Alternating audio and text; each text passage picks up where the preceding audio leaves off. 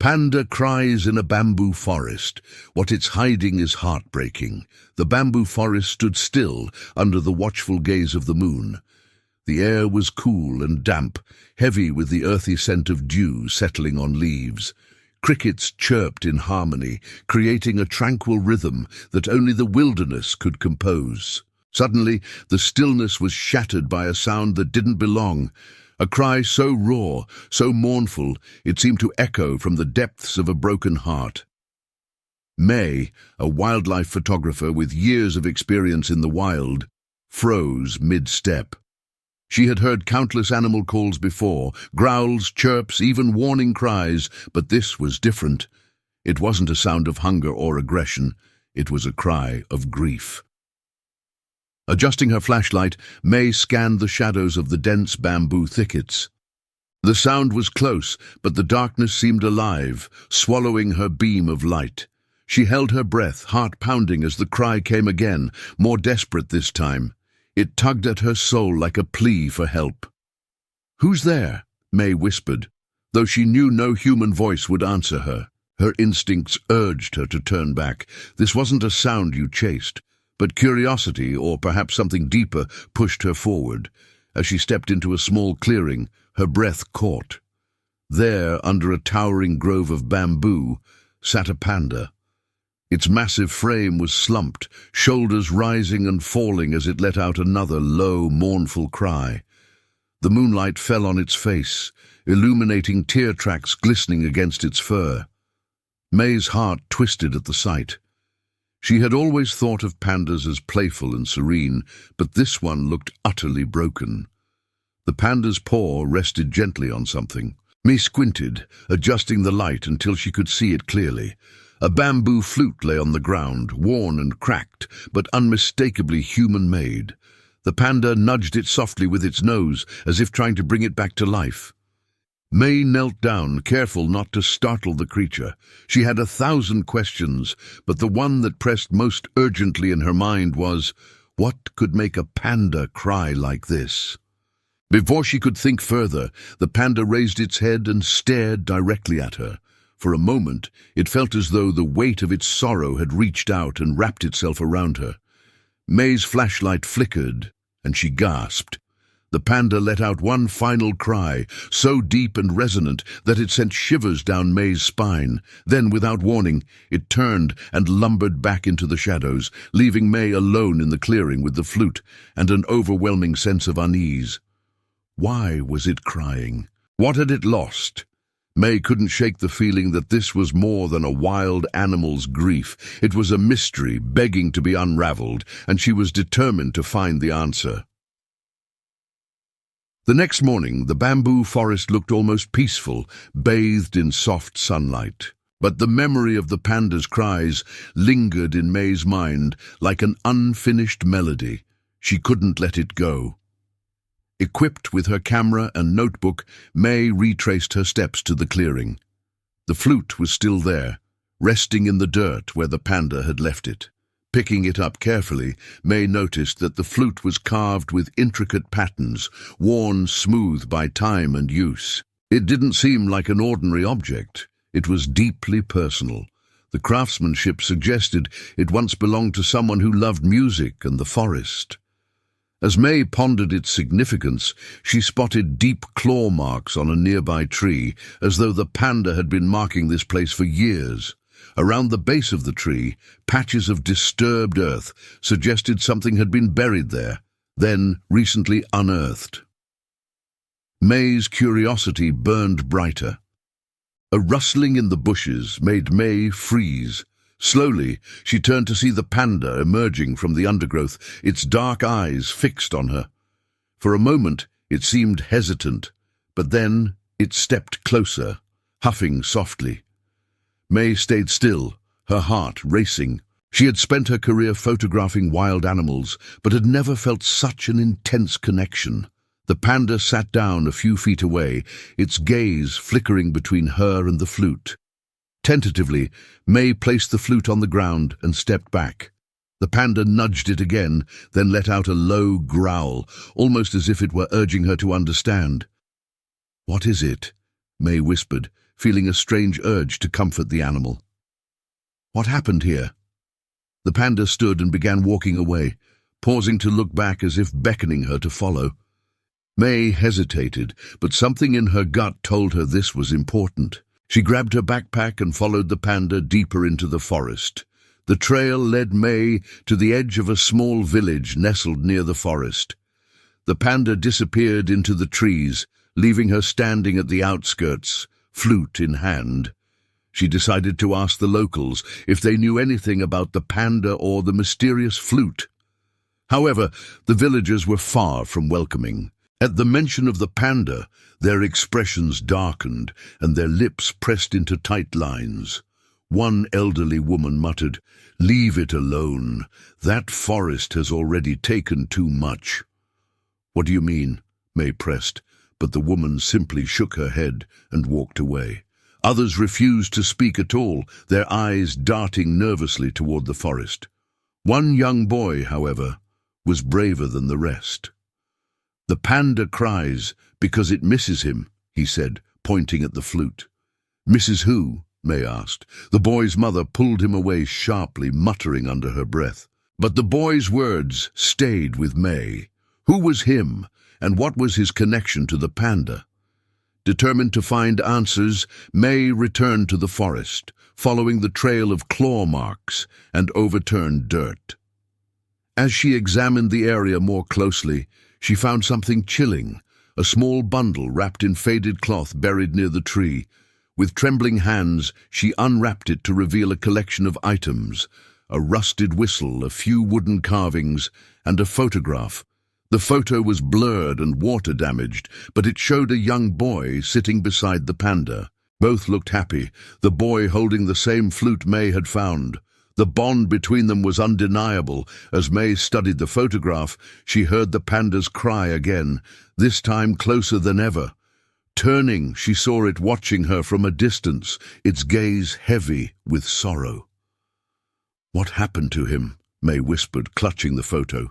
Just as she began piecing together the story, the forest seemed to come alive with danger.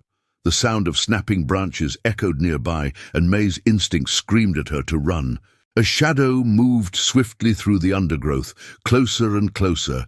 It wasn't the panda. May barely had time to grab her bag before a tree crashed down where she had been standing moments before. Someone, or something, was trying to stop her. As she sprinted through the forest, clutching the flute and photo, the panda's cries followed her, guiding her back to safety. Breathless and shaken, May realized this mystery was far deeper and far more dangerous than she had imagined. May sat in her tent that evening, trembling from the close encounter in the forest. She couldn't shake the feeling that she was being watched. The flute and the photograph sat on the table before her, their presence heavy with unanswered questions. What had the panda lost? And who was trying so desperately to keep her from uncovering the truth? As the night deepened, May heard a familiar sound, the mournful cry of the panda. Grabbing her flashlight and camera, she stepped out into the dark. The panda was waiting for her at the edge of the clearing, its eyes locked on hers. Without hesitation, it turned and started walking. "All right," May whispered to herself, heart pounding. "Let's see where this takes us." The panda led her to a part of the forest she hadn't explored before, where the bamboo grew so thick that even moonlight struggled to break through. There, in a hidden grove, May saw something extraordinary.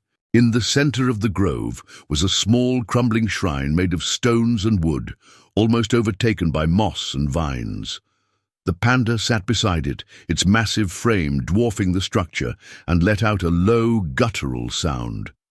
May's flashlight revealed carvings on the shrine's surface, images of a boy playing a flute surrounded by animals. The carvings were worn, but the story they told was clear. The boy had been a friend to the forest, a protector of its creatures. As May knelt to examine the shrine, she noticed something shiny buried in the dirt nearby. Digging with her hands, she unearthed a metallic locket. Inside was a name engraved in delicate script, Lin Shu, Suddenly, everything clicked. The boy in the photograph, the flute, the carvings, they all pointed to a child named Lin Shu who had once lived in harmony with the forest. The panda wasn't mourning just any loss. It was mourning its best friend. The air grew colder, and May felt a shiver run down her spine as the pieces of the mystery began to fit together. She remembered the villagers' reluctance to speak and the boy's whispered words. The panda cries because it misses him. Years ago, Lin Shu had been the guardian of the forest, a boy who played his flute to calm the animals and bring peace to the wilderness. The panda, then just a cub, had been his constant companion. Together they had protected the bamboo forest from poachers and loggers who sought to destroy it. But one day, tragedy struck. Lin Shu had confronted a group of poachers cutting down the bamboo. To protect his animal friends, he had stood his ground, but the poachers showed no mercy. Lin Shu disappeared that day, and the villagers, out of fear, refused to speak of him again. The panda, loyal to its friend, had returned to the forest, waiting and grieving for Lin Shu. It had guarded the shrine, crying for the boy who had given everything to protect the forest. As May processed this heartbreaking story, a noise broke the silence, a low growl from the shadows. She turned to see two men stepping into the grove, their faces masked, their hands holding axes. "You shouldn't be here," one of them hissed. It didn't take May long to realize who they were. These men weren't just random trespassers, they were the same kind of people Lin Shu had fought against all those years ago. They must have seen her digging around the disturbed earth earlier and followed her. "Leave this place," the other man demanded, raising his axe threateningly. Before May could respond, the panda let out a roar so fierce that it seemed to shake the ground. It stepped between her and the men, its massive body radiating protectiveness. The men hesitated, clearly intimidated, but one of them swung his axe toward the panda. May screamed, but the panda was faster. It lunged, knocking the weapon from the man's hands with a swipe of its powerful paw. The other man dropped his axe and bolted into the forest, dragging his companion with him. As the grove fell silent again, May sank to her knees, her heart racing. The panda turned to her, its eyes soft and full of emotion. It nudged the shrine gently, as if asking her to understand its purpose. May realized what she had to do. She pulled out her camera and began documenting everything: the shrine, the carvings, the locket, and the photograph. She would tell Lin Shu's story, sharing the panda's grief and courage with the world. Before leaving the grove, May placed the flute back on the shrine, a silent promise to the panda that Lin Shu's memory would not be forgotten. The panda let out a soft, almost grateful sound before retreating into the shadows. As May walked back to her camp, she felt a strange mix of sorrow and hope. The panda's cries were no longer just a mystery. They were a testament to a bond that transcended time and loss. Back at her camp, May couldn't sleep. The images of the shrine, the flute, and the panda's tearful eyes played in her mind like a haunting melody. She knew she had uncovered something extraordinary, a story that deserved to be told. Over the next few days, May compiled her findings. She wrote articles, edited her photographs, and even created a short documentary about Lin Shu and his bond with the panda.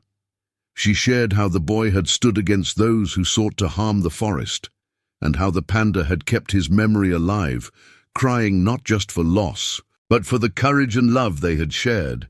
When the story went live, it spread like wildfire.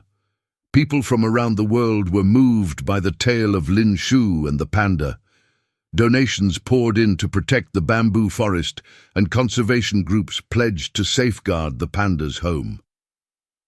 Weeks later, May returned to the bamboo forest.